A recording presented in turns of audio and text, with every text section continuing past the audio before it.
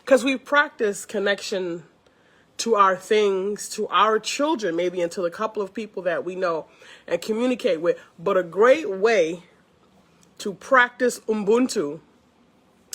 Thank you for coming in. Share your comments. We're talking about don't come empty-handed as a way to constantly stay in a frequency of connection to other Africans. Grandma used to say that. Don't visit nobody's house empty-handed.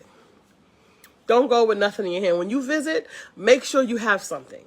When you go to someone's house, when you go, and this is something that I took and I expanded this lesson.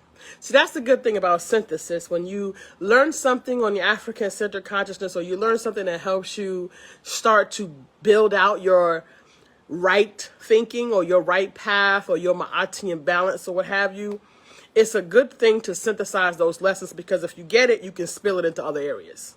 So I spilled this into other areas. Grandma would say, don't visit nobody's house empty-handed. And she used to tell us that when I was younger, and we would go to my auntie's house for holiday. But as I got older, I learned. I visit community organizations, I visit family, friends, I go to work, and I'm generally working where I'm in service to other Africans or people from the community.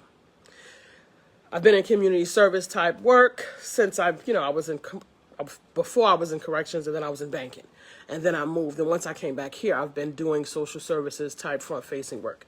So I'm always generally in service to others. So in order to stay connected to being connected to other Africans, I don't have this issue because it's a part of my fundamental consciousness. Remember, I started young. Don't come visit empty-handed. So when you visit other Africans, I always give first. And it's in my consciousness to give first. Now, I talk a lot about as a conduit to bring about conversation, because I have a way of compartmentalizing some of these circumstances, because I'm aware that we have our menticide and our symptoms of PTSD, post-traumatic slave syndrome, PTSS, from Dr. Joy DeGroot. So those manifestations show up in many ways within our lives, within our social behavior. So we have bad behavior. So I'm aware of this. So I'm not all up in arms, but I have a poem called A Trail of Broken Hearts. And I do a lot of counsel around people who don't know how to place the disappointment and the harm and the taking that's been done to them by other African people. And it's even worse when it's an African person doing this to you, because you expect other people to mistreat you. Ironically, I've been mistreated mostly African people. I had not person to person been mistreated as much by people outside of the African community. The most people who have mistreated me have been African people. However, I do understand that they have the symptoms of post-traumatic slave syndrome. And we have a large degree of menticide that we are not addressing. So when you're dealing with Africans, don't come empty-handed. When you meet an African, have something to offer, because it's supposed to always be an exchange. When it's my RTM balance, it's about the exchange. It's about reciprocity. It's about give and take. And I'm coming into spaces that I'm giving. I'm not giving to get. But as an African, you look at one another, you connect with one another, because there is an unspoken contract among African people. Although we are suffering menticide and we have these symptoms of post-traumatic slave syndrome, there still is a looming connection between us. And ironically, we still expect, I know because I'm this way. So I know there must be others out there like me. I can't be the only one. So I'll just continue to do what I know is right, even if there is no reciprocity, right?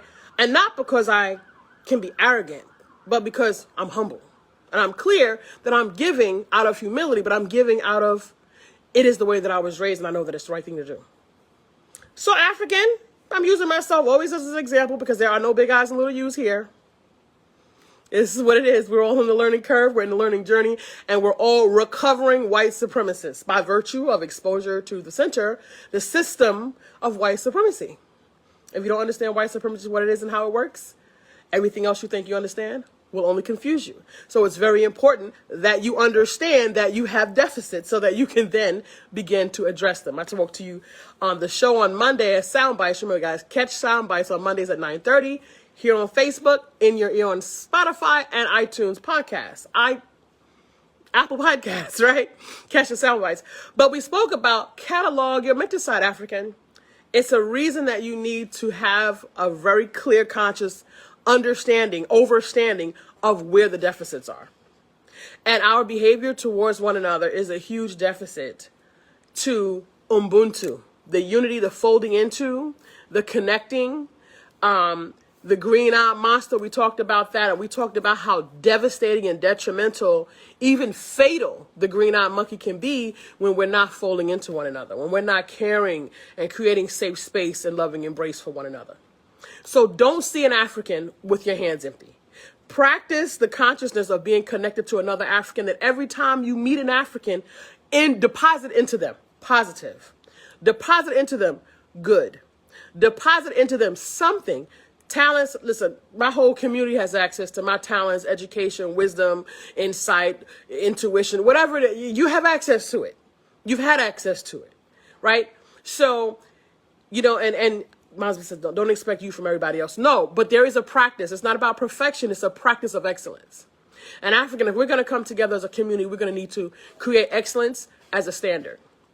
And we're going to need to have better interactions and relationships with one another, because there are no big I's and little U's here. We are all, I said this, I made a metaphor on the show on Monday. We both in the oven. You in the front, I'm in the back. So what? We both baking. We both baking.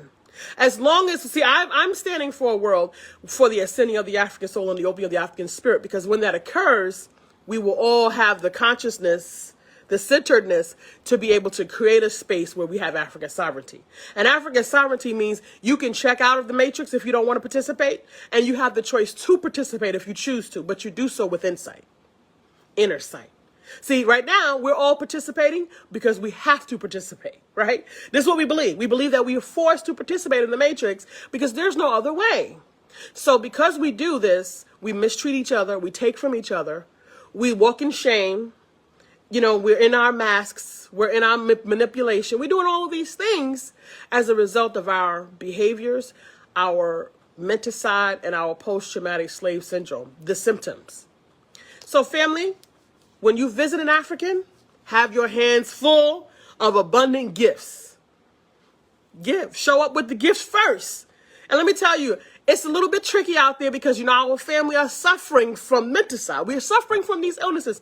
And it's important that we catalog them along our journey to evolution. And it doesn't matter where you are in the matrix. If you have not yet specifically dealt with that particular deficit, it is in your life. Listen to me.